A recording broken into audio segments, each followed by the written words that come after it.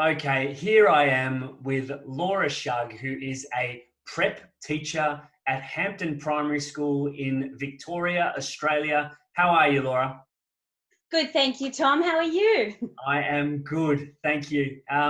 Now, for those that don't know, full disclosure, you're actually my sister, and you've known me for all of your years. For those that aren't familiar with the situation in Victoria, you are a primary school teacher, you're a prep teacher, and you've just commenced your second bout of remote learning as imposed by this second quite extreme lockdown in Victoria. That is correct. We are in stage 4 lockdown, and here is my room. So, because this is your second lockdown and your second transition to remote learning, I'm going to assume you're a bit more familiar with it. Take me back to that first moment when you heard that we were going into lockdown the first time and that schooling was very likely going to be transitioning to remote learning. What was your initial reaction? I did not think it was going to be possible, nor did nor did any of my colleagues. If you had asked us all, 10 years ago, do you know in 2020 you're going to be teaching from your computer screen? I would have not have believed you. So we were just in utter shock, to be honest, and we still kind of are. And the conversations you were having with your colleagues, I imagine they were sharing a pretty similar sentiment. Absolutely, they were had equal. Yes, equal sentiments indeed. We had no idea what we were getting ourselves into. And did you get used to online learning, or have you gotten used to it? And how long did it take? It definitely got easier as we got on, but it was sort of like when you're a graduate teacher and your learning curve is going up, up, up until it finally starts to go back down and then goes across. But for us at the beginning, wow, it was every week it was a new challenge. So it definitely did get a little bit easier though.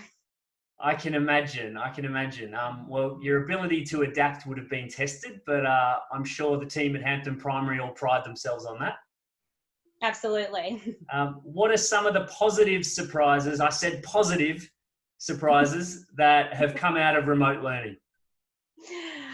The positives. Well, every single teacher in Victoria and probably across the state has definitely upskilled themselves in terms of their technological advancements. We had one day in this first lockdown. We had one day to change our entire teaching life to get onto a screen. So we had to become familiar with programs like Microsoft Teams and Zoom and all sorts of educational games and videos. And we had to think of ways that we were going to be able to engage our kids from the computer screen. So we've definitely learned a lot in terms of technology.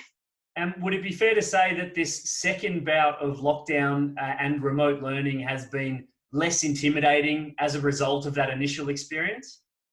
Yeah, definitely. However, often when it comes back to round two, the expectations seem to increase again. So you start to worry, oh God, what are they going to throw at us next?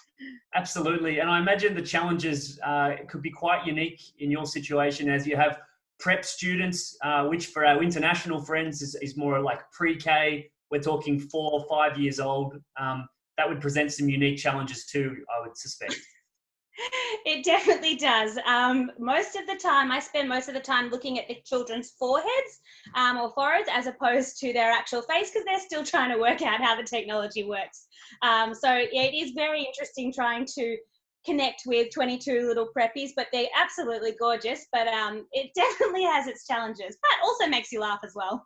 Good to know the learning curve extends steeply on both sides of the screen in that regard. Absolutely. And in terms of the things you miss from the classroom, what part of that experience are you missing the most?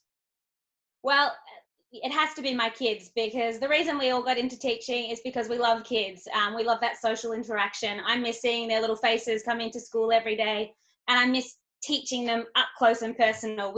With the little ones, it's a lot of hands-on learning, and you need to be up close with them to show them what to do and to point to words and to use counters. So I just miss being with them.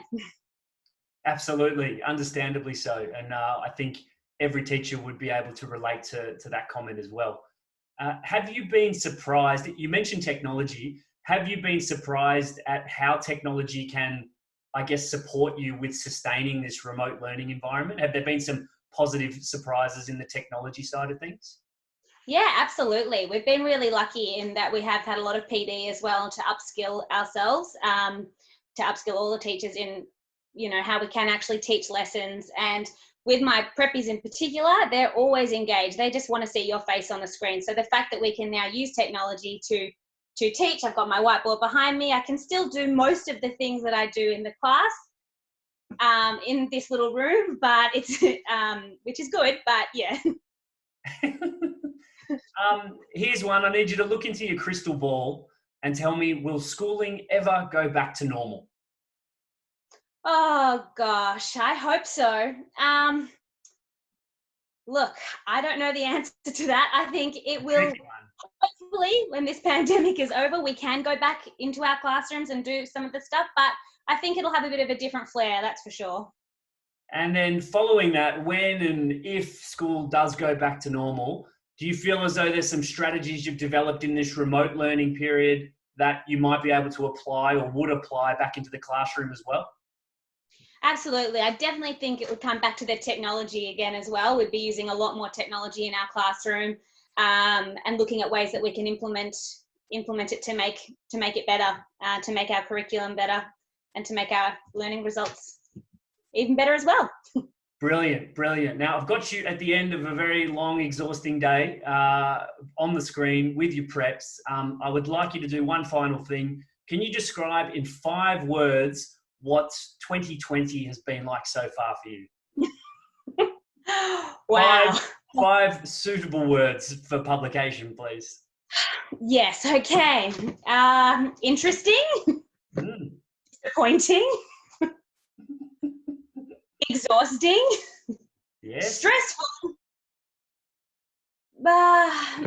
And unusual. I think they are 5 very, very appropriate and relatable words. Thank you very much, dear sister Laura Shark. Can I get a high five, please?